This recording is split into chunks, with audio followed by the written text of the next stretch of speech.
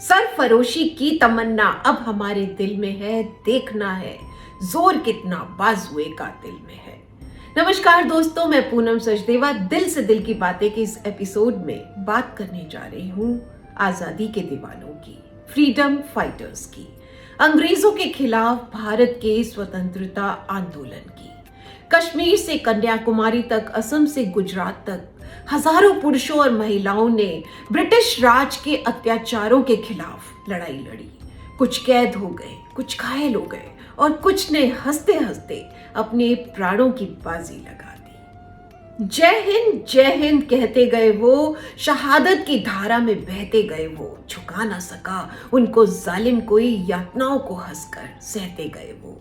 आजादी की कीमत बहुत सस्ती नहीं थी दोस्तों, बहुत बड़ा बलिदान देकर मिली है ये आजादी। महात्मा गांधी, सुभाष चंद्र बोस, चंद्रशेखर आजाद, भगत सिंह, राजगुरु, सुखदेव, वल्लभ भाई पटेल, लाला लाजपत राय और रानी लक्ष्मीबाई जैसे कई क्रांतिकारियों ने अपनी जान की बाजी लगा दी, तब जाकर मिली है ये आजादी। और अब हम मनाने जा रहे हैं 75th इंडिपेंडेंस डे। तो इन सभी शहीदों की शहादत को नमन करते हुए आज मैं बात करने जा रही हूँ एक ऐसे फ्रीडम फाइटर की जिसकी बहादुरी और देशभक्ति के किस्सों ने मुझे बचपन से बहुत इंस्पायर किया, और वो है हम सभी के प्यारे शहीद आजम भगत सिंह और उनसे जुड़े कुछ जाने अनजाने तथ्य। और इसके साथ मैं लेकर आ रही हूँ एक गिव अवे कॉन्टेस्ट। तो मेरी इस वीडियो को शुरू से एंड तक अच्छे से देखिएगा, क्योंकि बीच बीच में मैं आपसे पूछने जा रही हूँ कुछ सवाल, और मेरे सवालों का सबसे पहले जो जवाब देगा मेरे YouTube चैनल के कमेंट सेक्शन में, उन्हें हमारे चैनल की तरफ से एक खूबसूरत भेंट बहुत जल्दी ही पहुंचाई जाएगी। तो दोस्तों, इस बहादुर क्रांतिकारी का जन्म 28 सितंबर 1907 में बांगा, पंजाब, जो कि अब पाकिस्तान में है, वहां के एक सिख परिवार में हुआ था। भगत सिंह शुरू से ही बहुत से क्रांतिकारी संगठनों के साथ में जुड़े रहे और 23 साल की कम उम्र में ही उनकी मृत्यु हो गई, जब उन्हें एक ब्रिटिश पुलिस अधिकारी की हत्या का दोषी माना गया और 23 मार्च को उन्हें फांसी दे दी गई। और अब आता है मेरा पहला सवाल, भगत सिंह का जन्म कब, कहां और किस परिवार में हुआ था? याद रखिए, आपको पूरा जवाब देना है, आधे जवाब में गिफ्ट नहीं मिलेगा। और अब बात करते हैं भगत सिंह से जुड़े कुछ जाने अनजाने तथ्यों की।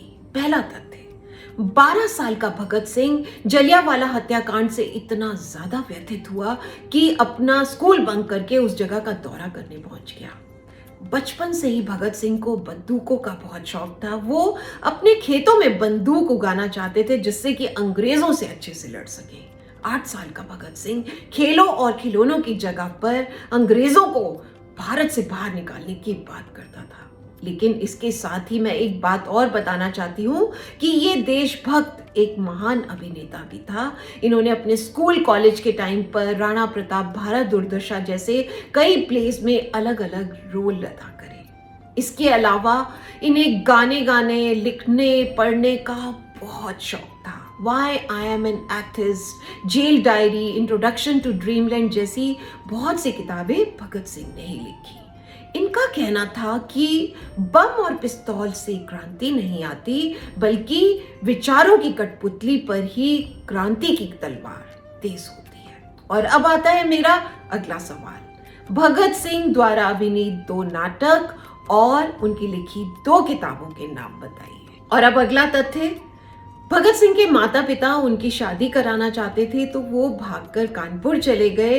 उन्होंने अपने माता पिता से कहा कि मेरे भारत में जहां अभी ब्रिटिश राज है, तो ऐसे में अगर मेरी शादी हो सकती है तो मेरी दुल्हन सिर्फ मौत हो सकती है। उसके बाद वो हिंदुस्तान सोशलिस्ट रिपब्लिकन एसोसिएशन के साथ जुड़ गए।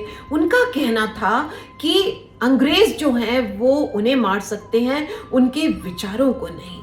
उनके शरीर को कुचल सकते हैं, उनकी आत्मा को नहीं। आज भगत सिंह हमारे बीच में नहीं है, लेकिन उनके विचारों से ना जाने कितने लोग आज भी प्रेरित होते हैं। अगला तथ्य, भगत सिंह ने अंग्रेजों से कहा था कि उन्हें फांसी नहीं देनी चाहिए बल्कि गोली मार देनी चाहिए, क्योंकि युद्ध के समय पर उन्हें गिरफ्तार किया गया तो फांसी नहीं दी जा सकती बल्कि उन्हें तोप के मुंह में डाल देना चाहिए।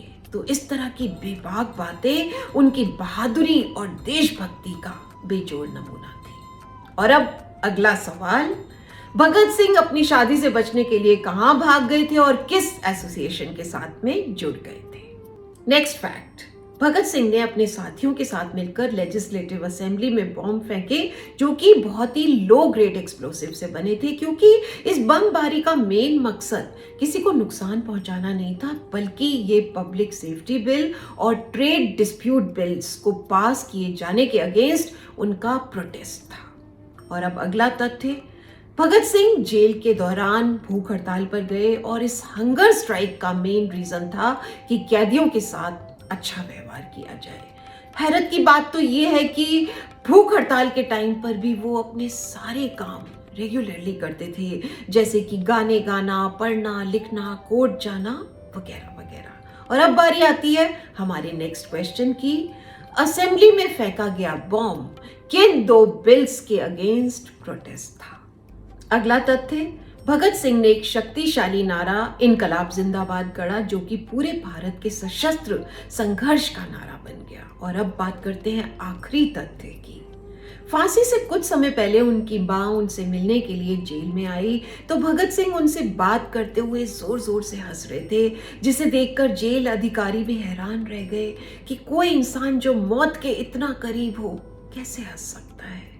बताना चाहती हूं कि उन्हें फांसी देने की निर्धारित तारीख थी 24 मार्च 1931, लेकिन उन्हें 10-11 घंटे पहले 23 मार्च को ही फांसी दे दी गई। जब फांसी के लिए राजगुरु सुखदेव और भगत सिंह को लेकर जाया जा रहा था तो तीनों के चेहरे पर मुस्कान थी और वो गा रहे थे, मेरा रंग दे बसंती चोला।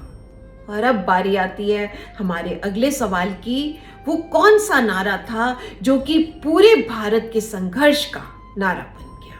तो दोस्तों, आज अगर भगत सिंह फिर से भारत में आ जाएं तो बेशक देश की शिक्षा, विकास, उपलब्धियां, ऊंची इमारतें, साइंटिफिक प्रोग्रेस, यहाँ तक कि मंगल तक पहुंचने की योजनाएं, बड़ी बड़ी कोशिशें, देश के महाशक्ति बनने की ओर बढ़ते कदम, ये सभी कुछ देखकर बहुत खुशी होगी। लेकिन उसके साथ साथ देश की दुर्दशा, ट्रैफिक, पॉल्यूशन, खराब सड़कें, गड्ढे, बढ़ते अपराध, बलात्कार, हत्याएं, धर्म को लेकर लड़ाइयां और यहाँ तक कि प्रकृति और पृथ्वी को लेकर हमारी बेपरवाही, इन सभी चीजों को देखकर बहुत कष्ट भी होगा।